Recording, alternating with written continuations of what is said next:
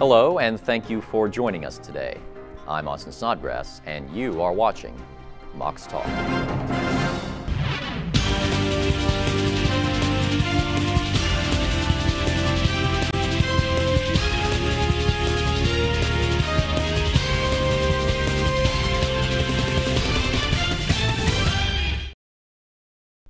Mocs Talk broadcasts once a week to bring you up to date on the latest news around Florida Southern and Lakeland.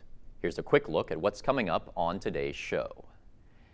David Chomchinsky reports on the new cross-country coach at FSC. The Lake Mirror Classic Auto Festival celebrated its 13th year in Lakeland. And Olivia DeArmond explores the history and well-being of Lakeland's prized swans. But first, here are the top stories for today. Florida Southern's Election Watch will take place on Tuesday, November 6th in the Rogers Auditorium. All students are encouraged to come out and watch the election results as they happen, as well as enjoy student presentations on the race for the United States Congress. Food and beverages will be provided. The event starts at 6 p.m.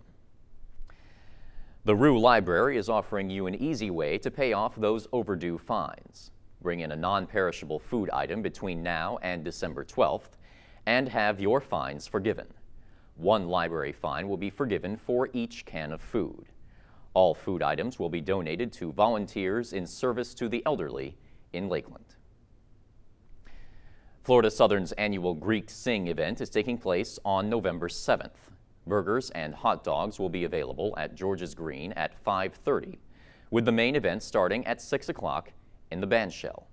If you plan on participating, please prepare a dance that is no more than 4 minutes long. The winner will be announced at the end of the night. Transitioning now to sports, FSC's men's cross-country team recently acquired a new head coach. David Chomchinsky has the story. Who are we? FSC! Who are we? FSC! Who are we? FSC! Go Mocs! In April 2011, Ben Martucci had just received a bachelor's degree and completed his impressive career at Florida Southern College. Martucci was a standout runner on the Moccasins cross-country team, earning all-conference and all-region recognition. This past spring, Martucci received the position to be in charge of the team he once competed for. It's rather rewarding to be able to, attend and be the coach of my alma mater, and I think get back to the basics again and see what the leading does. You know, I've been here, done that, so as far as what I can do to help the team get back to where we were. Members of the men's cross-country team are pleased with having Martucci as a coach. Chris Unichko, a junior at FSC, thinks his former teammate is filling the position well. Now that he's our coach and sort of our friend on the side, it makes really a smooth transition, and really you respect him as well as believe what he has to say. Martucci has set high goals for the men and believes they can accomplish them. Freshman runner Jose Perez has a lot of confidence in his team and the training plan Martucci has set. Running for Coach Ben has been a good experience so far. He's showing dedication to the team. I mean, we're all improving, and the results are showing in the races. The Moccasins look to finish their season strong under Martucci's coaching and plan on continuing their success in the following years. The men's cross-country team will be competing in the NCAA South Regional Tournament on November 3rd in Alabama. Good luck to the entire team. Help the Student Government Association, Volunteer FSC, and the rest of our campus give back and spread awareness during Hunger and Homelessness Awareness Week. A variety of events will be taking place around the campus during the week of November 12th. If you would like to participate in any of these events, contact Rachel Smith. After spending most of his life behind bars for a crime that he did not commit, a Florida man is now leading the fight against wrongful convictions. James Bain spent 35 years in jail after being convicted of the kidnapping and rape of a 9-year-old boy in 1974. Bain was declared innocent and released in 2009 because of DNA evidence. Bain spoke at Florida Southern earlier this month to talk about his involvement in the Innocence Project of Florida. 246 people have been exonerated because of DNA testing since 1974. Whether you're a native of Lakeland or new to the city, you've probably noticed the swans that surround Lake Morton. But the average Lakeland resident may not realize the connection that the swans bring between the city and the Queen of England. Olivia DeArmond reports. At the heart of Lakeland's historic district lies Lake Morton, one of 38 bodies of water within our community, and home to Central Florida's beautiful mascot, the swan.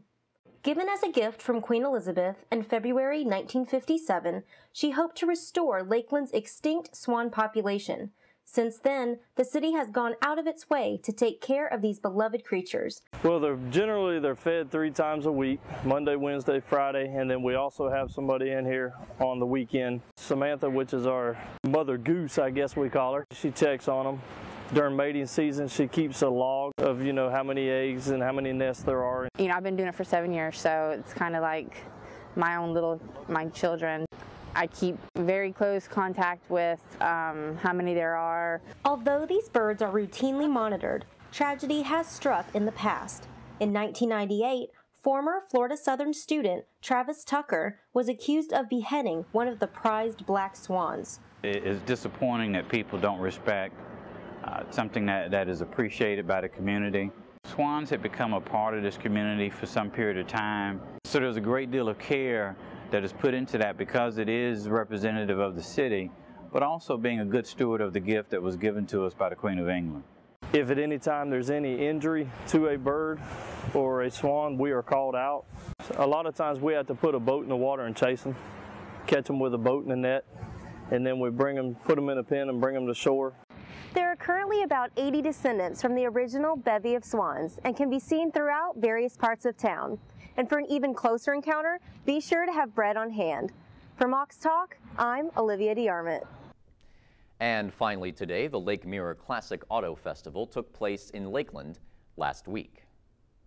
Classic car connoisseurs gathered along the shores of Lake Mirror to enjoy some of the most timeless and unique cars in the United States.